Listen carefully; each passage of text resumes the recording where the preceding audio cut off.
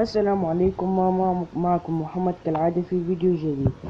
في هذا الفيديو نقدم الجرجير للطائر أو ما يعرف في تونس للسلخ. السلخ مفيد جدا.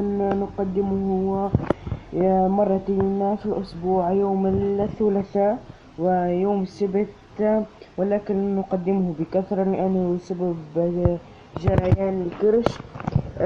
مفيد جدا خاصة لطيورنا في فترة الصيف. شكرا للمتابعة. لايك شير and subscribe.